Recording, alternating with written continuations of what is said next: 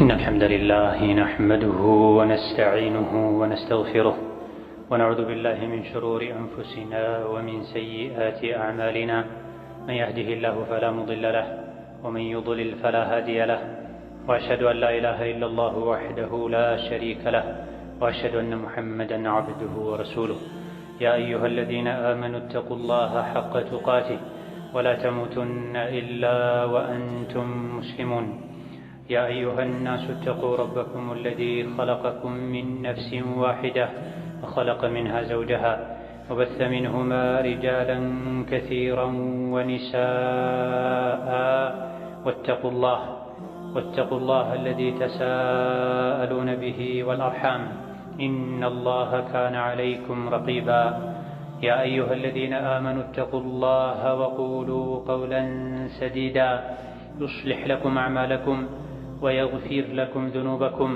ومن يطع الله ورسوله فقد فاز فوزا عظيما أما بعد فإن أصدق الحديث كتاب الله وخير الهدي هدي محمد صلى الله عليه وعلى آله وصحبه وسلم تسليما كثيرا وشر الأمور محدثاتها فإن كل محدثة بدعة وكل بدعة ضلالة فأوصيكم ونفسي بتقوى الله يا عباد الله فاتقوا الله تعالى حق التقوى يا الله باروچوي الله ያዛችሁን በመታዘዝ የከለከላችሁን በመከልከል ሁሌም በሁሉም ጉዳይ ላይ በሁሉም ቦታ ላይ የሚገባውን ፍራቻ ፍሩት።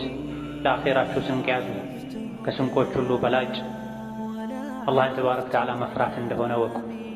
አላህን መፍራት በቃልም በተግባርም በሁሉም ሁኔታ ላይ ሊሆን ይገባዋል። በተለያዩ አላህን እንድንፈራ በተመከርንባቸው አንቀጾች ላይ አላህ ተባረከ ወተዓላ የአላህ ፍራቻ መገለጫዎችን ነግሮናል። አላህ የሚፈራ ሰው ትክክለኛ ንግግር መናገር አለበት፣ እውነት መናገር አለበት። የቤተሰቦቹን፣ የጎረቤቶቹን፣ የመላ የሰው ልጆችን ሐቅ መጠበቅ አለበት። በዚህ መልኩ የተሟላ ፍራቻ አላህን መፍራት በዱንያም በአኺራ ከውርደት ያድናል። የአላህ ባሮች ሆይ ባለፈው ሳምንት ኹጥባችን የኡመቱን መድከም፣ መሸነፍ እና መንስኤዎቹን በተወሰነ መልኩ አይተናል። አላህ ተባረከ ወተዓላ በተከበረው ቃሉ ከተበ አላሁ ለአግሊበነ አነ ወሩሱሊ ኢነላሀ ቀዊዩን ዐዚዝ ብሏል። አላህ እኔና መልእክተኛዬ እናሸንፋለን ብሎ ወስኗል። ይህን ጽፏል። አላህ ኃያልና አሸናፊ እንደሆነም ነግሮናል። በሌላኛው አንቀጽም ወሊላሂል ዒዘቱ ወሊረሱሊሂ ወሊልሙእሚኒነ ወላኪነል ሙናፊቂነ ላ ያዕለሙን ብሏል። መናፍቃን ወደ መዲና ስንመለስ ደካሞችን፣ ለማኞችን ከሀገራችን እናስወጣለን አሉ የአላህን መልእክተኛና ሱሐቦችን። አላህ ለእንደዚህ አይነት አስመሳዮች መልስ ሲሰጥ ኃያልነት የበላይነት የአላህ ነው፣ የመልእክተኛው ነው፣ የሙእምኖች ነው። ነገር ግን ሙናፊቆች አያውቁም ብሏል። አሸናፊነት ከኢማን ጋር የተያያዘ ወደ አላህ ከመጠጋት ወደ አላህ ከመመለስ ለነቢዩ ዓለይሂ ሰላቱ ወሰላም ከማመንና እሳቸውን ከመከተል ጋር የተያያዘ ነው። አማኞች ሙስሊሞች ወደ አላህ ከተመለሱ የአላህን ዲን አጥብቀው ከያዙ በነቢዩ ዓለይሂ ሰላቱ ወሰላም ትክክለኛውን ኢማን ካመኑ እሳቸውን መንገድ በሁሉም ሁኔታ ላይ ከተከተሉ ሱናቸውን ከተገበሩ ዒዛ፣ አሸናፊነት፣ የበላይነት የነሱ ይሆናል። በተቃራኒው ግን ወደ አላህ መመለስን ስንተው የአላህን ሕግ መከተል ትተን ስሜታችንን ስንከተል ሱናን ትተን በቢድዓ በአዲስ ፈጠራ ስንጠመድ ይሄኔ ነው ዚላ የሚመጣ። የዒዛ ተቃራኒው ዚላ ይባላል። ኃያልነት፣ አሸናፊነት፣ የበላይነት የአላህ የመልእክተኛው የሙእምኖች ነው ብሎ አላህ ፈርዷል፣ ወስኗል። ነገር ግን ደካማ ሰነፍ አማኞች፣ ስመ አማኞች ስንሆን የዒዛ ተቃራኒ ዚላ ዕጣ ፈንታችን ይሆናል። ነቢዩ ዓለይሂ ሰላቱ ወሰላም ዚላን፣ የበታችነትን፣ ውርደትን የሚያመጡ ነገሮችን ነግረውናል፣ አውቀን እንድንጠነቀቃቸው። ለኡማ ለዲን ሽንፈት መነሻ ከሚሆኑ ሰበብ ከሚሆኑ ነገሮች አንዱ ሑቡ ዱንያ ወከራሂየቱል መውት እንደሆነ ነቢዩ ራሳቸው ነግረውናል ዓለይሂ ሰላቱ ወሰላም። ዱንያን መውደድ ሞትን መጥላት አንዱ የሽንፈት መነሻ። ሐዲሳቸው ላይ ነብዩ ሰለላሁ ዐለይሂ ወሰለም ምን አሉ? ዩሸኩ አን ተዳዓ ዐለይኩሙል ኡመም ከማ ተዳዓ አልአከለቱ ኢላ ቀስዐቲሃ። የተለያዩ ህዝቦች የኩፍር ኃይሎች እናንተ ላይ ይጠራራሉ፣ ይሰበሰባሉ፣ ይረባረባሉ። የተራቡና በጋራ ምግብ የሚበሉ ሰዎች ከምግብ ገበታ ዙሪያ እንደሚከቡት ብለው ወደፊት የሚመጣውን ነገር ነቢዩ ዓለይሂ ሰላቱ ወሰላም ነግረውናል። ይህን ሲሰሙ ሰሓቦቻቸው እኛ በዚህ መልኩ ጠላት የኩፍር ኃይል ተጠራርቶ የሚሰበሰብብን የሚከበን አንዴ ተበልቶ እንደሚያበቃ ምግብ ምን ሆነው አወ ሚን ቂለቲን ነሕኑ የውመኢዝን ያኔ እኛ ቁጥራችን አንሶ ነው እንዴ? በቁጥር አንሰን ትንሽ ሆነን ነው እንዴ ሌሎች እኛን ሊጎርሱን የሚደርሱት የሚከቡን ብለው ነቢይን ሲጠይቋቸው አይደለም አሉ ነብዩ ሰለላሁ ዐለይሂ ወሰለም። በቁጥር አንሳችሁ አይደለም፣ እንደውም ከዛሬው በላይ በብዙ እጥፍ በላንቱም ከቲር ያኔ ቁጥራችሁ በጣም ብዙ ነው። ግን ቁጥር ብቻ ምን ያደርጋል? ወላኪነኩም ጉታኡን ከጉታኢ ሰይል። የቁጥር ማነስ ችግር የለም፣ ግን ጥራት የላችሁም። ጉታኡን ከጉታኢ ሰይል፣ የውሃ ጎርፍ ይዞት እንደመጣ ግሳንግስ ናችሁ። ከጠላቶቻችሁ ልብ ውስጥ የእናንተን ፍራቻ አላህ ያወጣል፣ የእናንተ ልብ ውስጥ ደግሞ ፍራቻን ይፈጥርባችኋል አሉ ነብዩ ሰለላሁ ዐለይሂ ወሰለም። እዚህ ጋር ነው በሽታው ችግር። ቁጥራችሁ ብዙ ነው ግን ማትረቡ ናችሁ። ግሳንግስ ጎርፍ ጠራርጎ እንዳመጣው አይነት ዋጋ የሌለው ግምት የሌለው ብዛት ነው ያላችሁ። እናንተ ጠላቶቻችሁ ዘንድ አትፈሩም፣ እናንተ ደግሞ ጠላቶቻችሁን ትፈራላችሁ ብለው የመፍራቱ ያለመፈራቱ ሰበብ ምን እንደሆነ ሲናገሩ ቃለ ሑቡ ዱንያ ወከራሂየቱል መውት ዓለይሂ ሰላቱ ወሰላም። ልባችሁ ውስጥ ሽንፈት፣ ድክመት ይጣል ይፈጠርባችኋል ሲሏቸው ምንድን ነው ይሄ ድክመት ሽንፈት ብለው ሲጠይቋቸው ዱንያን ትወዳላችሁ አኼራን ትጠላላችሁ ዓለይሂ ሰላቱ ወሰላም። ዱንያን ትወዳላችሁ ሞትን ትጠላላችሁ። የሽንፈቱ የድክመቱ መነሻና ሰበቡ ጠላት ዘንድ ያለመፈራቱ፣ በተቃራኒው ደግሞ ጠላትን የመፍራቱ ሰበቡ ዱንያን መውደድ ነው። ዱንያን መውደድ ደግሞ ሌላ ችግር ይወልዳል፣ ሞትን መጥላትን ያመጣል። ዱንያን የወደደ በዱንያ የሰከረ በዱንያ ህይወት ደስተኛ የሆነ የረካ ከዛ የተሻለ የአኼራ ህይወት እንዳለ ልብ ያላለ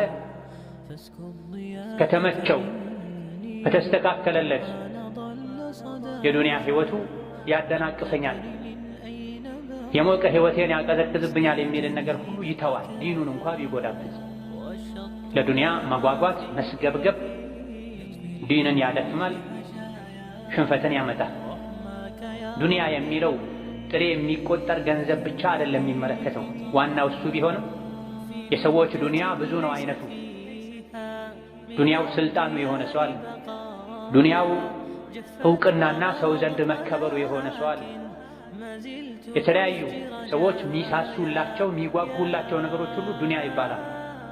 ታዲያ ኡማ እንዲደክም ሰበብ ከሆኑ ነገሮች አንዱ ለዲናቸው ብለው በተለያየ መልኩ ዋጋ መክፈል፣ ሁሉን ነገር ለዲን ብለው መተው ሲገባቸው ለዱንያ ብለው ሰዎች ሁሉን ነገር ይተዋሉ። የጥቅም ጉዳታቸው መመዘኛ ዱንያ ትሆናለች። ስልጣናቸው እስካልተነካ ድረስ፣ ክብራቸውን እስካላጡ ድረስ፣ ብራቸው እስካልተወሰደ ድረስ የኔ ነው የሚሉትን ዱንያዊ ቁስ ካላጡ በስተቀር ዲናቸው ሙሉ በሙሉ ቢነካ ጠላት ቢረባረብበት ምንም አይመስላቸው። ዋና ትኩረታችሁ ጭንቀታችሁ ዱንያ ይሆናል። ዱንያን በዚህ ልክ የወደደ ሰው ዲኑን በዱንያው ይሸጣል፣ ይለውጣል። ዲኑ ማይፈቅደው ነገር የተደረገ አይቶ ዝም ይላል። ስልጣኔ እንዳይነካ፣ ገንዘቤ እንዳይነካ፣ ክብሬን እንዳላጣ በማለት። በተቃራኒው ግን አኼራን የወደደ አላህ ዘንድ ያለውን የአኼራ ጸጋ ለማግኘት በር የተደረገውን ሞትን የማይጠላ እንደውም የሚናፍቀው ሰው ለዲኑ መክፈል ያለበትን ሁሉ ዋጋ ይከፍላል። ዱንያ፣ ስልጣን፣ ዝና ከዲን በታችና በኋላ ናቸው ብሎ ያስባል። ነገሩ ግን በተቃራኒ ከሆነ የዱንያ ውዴታ ፍቅር ልብን ካሳወረ፣ አኼራን ከረሱ፣ ሞትን ከጠሉ ከዲን ጋር ተያያዥ የሆኑ ክፍተቶች፣ ጉድለቶች ከምንም አይቆጠሩም። እንደዚህ አይነት ሰው ዘንድ ለአኼራ ስራ አይሰራም፣ ለዲን አይታገልም፣ አይለፋም። የዱንያ ጥቅሙ ሲነካበት ያዙኝ ልቀቁኝ ይላል። እንደዚህ አይነት ሰው ዲን ሲነካ ሲፈርስ ምንም አይመስለውም፣ የራሱ ጎጆ የራሱ ጥቅም እስካልተነካ ድረስ።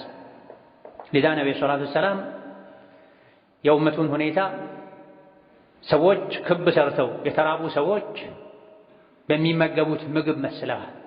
ብዙ ከመሆኑ ጋር የማይረባ መሆኑን ደግሞ ጎርፍ ይዞት በሚመጣ ግሳንግስ መስለዋል። ነቢዩ ዓለይሂ ሰላቱ ወሰላም የተለያዩ ህዝቦችን በተውሂድ በኢስላም ሰብስበው አንድ አድርገው ታፍረው ተከብረው ነበር የሚኖሩት ዓለይሂ ሰላቱ ወሰላም። ዲንን ምንነቱን አውቀው አምነው የተቀበሉ ዘካ ያወጡ በገንዘባቸው በጉልበታቸው ኢስላምን እየረዱ እየጠበቁ ይኖራሉ። እኔ መስለም አልፈልግም ያሉ ግን በእስላም ህግ ስር ግብር እየከፈሉ ይኖሩ ነው፣ የተባሉትን ያደርጉ ነው፣ የአላህን ዲን የአላህን ባሮችን ያከብሩ ነው። ድንገት ተሳስተው ህግ ከጣሱ ውል ካፈረሱ ቀን ማታ ሳይሉ ነቢ ጋር መጥተው ዓለይሂ ሰላቱ ወሰላም ተንበርክከው ይቅርታ ይጠይቁ ነው። ከዛ በኋላ አቡበክርም ዑመርም ዑስማንም ዓሊም ሙዓዊያም ሌሎችም የነቢዩ ዓለይሂ ሰላቱ ወሰላም ሰሓቦች ተተኪ መሪዎች በዚሁ ቀጥለው የህንድ የቻይና ንጉሶች ሁሉ ፈርተው የልምምድ ደብዳቤ ይጽፉ ነው፣ ውላችንን እናድስ ይሉ ነው። ሌሎች ቀስቅሰው ለዓመት ሲገፋፏቸው ከዑመር ጋር መጣላት አልፈልግም ይሉ ነው። ይሄ የመጣው በምንድን ነው? አላህን በመፍራታቸው ሰሓቦች ቁርአንን፣ እስላምን፣ ሸሪዓን የበላይ በማድረጋቸው በላ ኢላሃ ኢለላህ ገመድ በመተሳሰራቸው እውነት የአላህ ባሮች በመሆናቸው ጠላት ይፈራቸው ነው።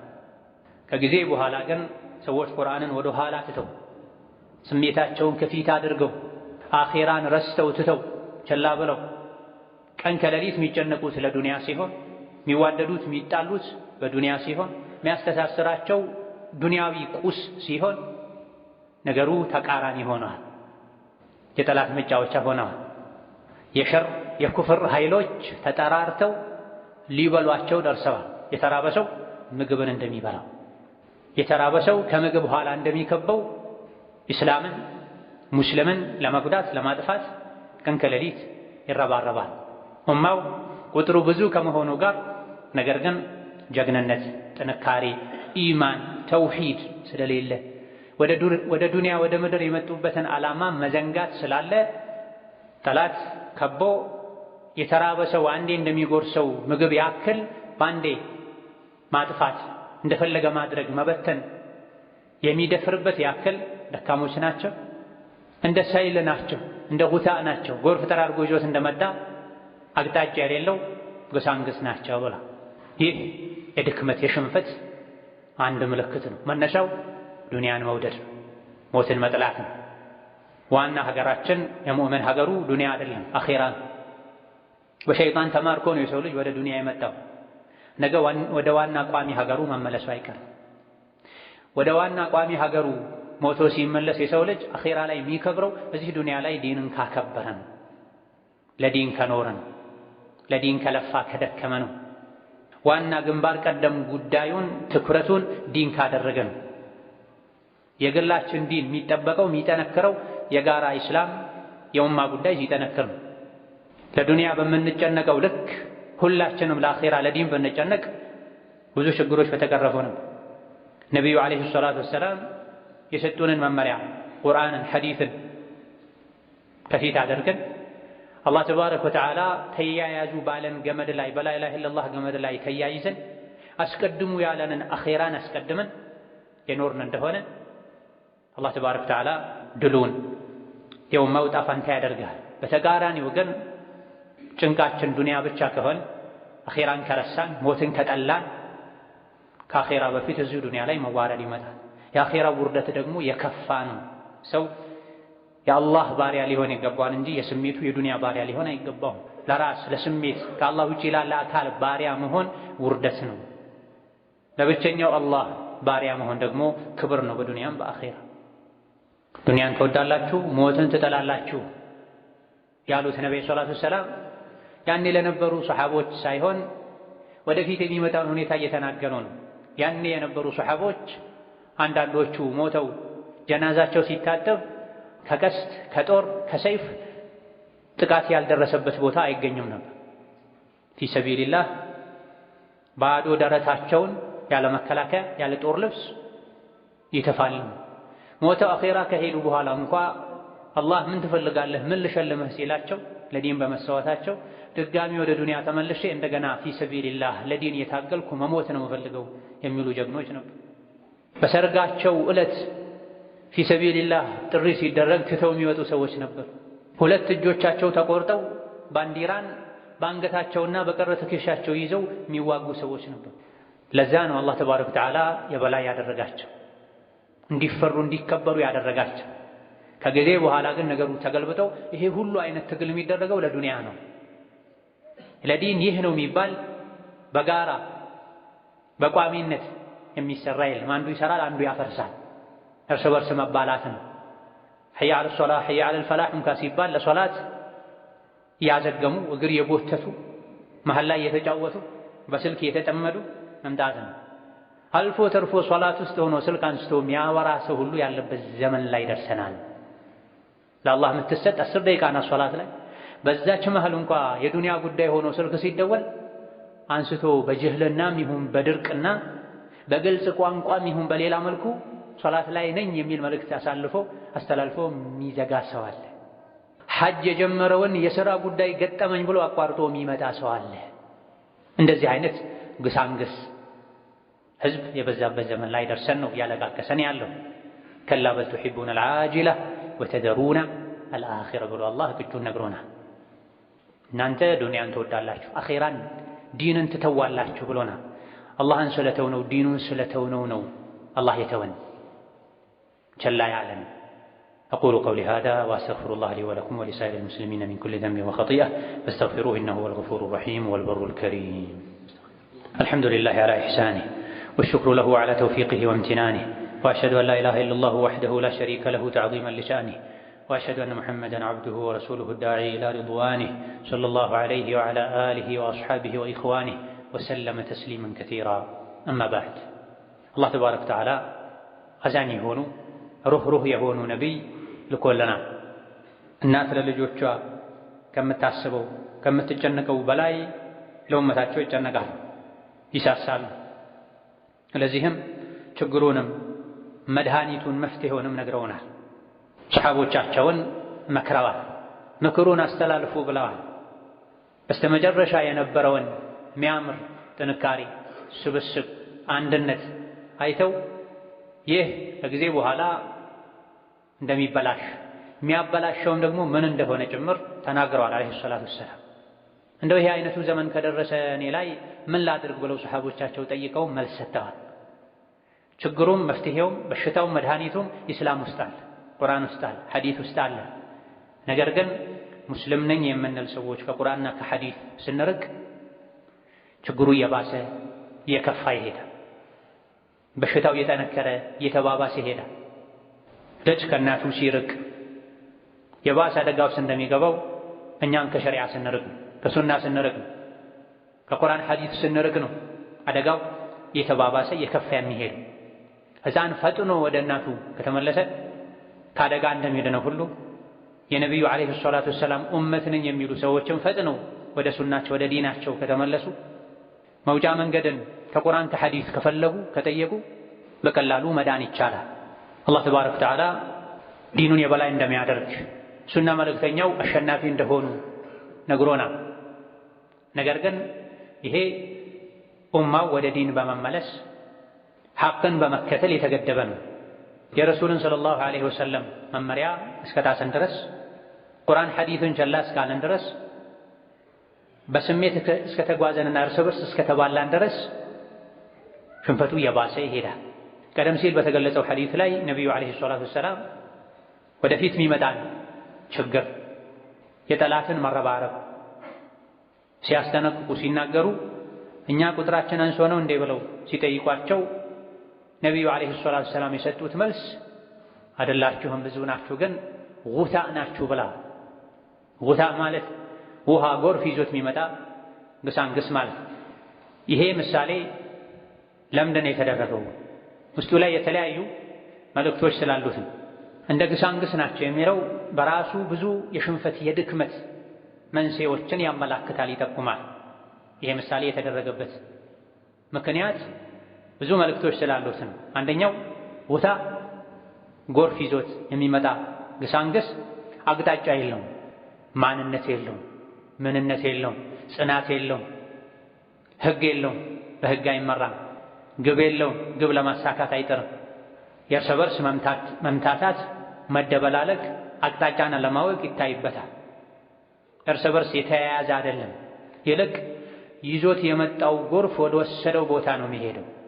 የኡማው የሽንፈት አንዱ ሰበብ ግብን አለማወቅ ነው። አርአያን አለመከተል ነው። መሪን አለመስማት ነው። በመሪ አለመመራት ነው። ጠንካራ መሪ አለማግኘት ነው። መሪም ኖሮ ዓላማ ግቡም ግልጽ ሆኖ በመሪ ለመመራት ዝግጁ አለመሆን፣ የእርስ በርስ መባላት መፋጀት ነው። በሌላ ኃይል መመራት ነው። የነቢዩ ዓለይሂ ሰላቱ ወሰላም ተከታይ ነኝ የሚል ሰው መመራት ያለበት በቁርአን በሐዲስ፣ ሲጣላ ዳኛ ማድረግ ያለበት ቁርአን ሐዲስን።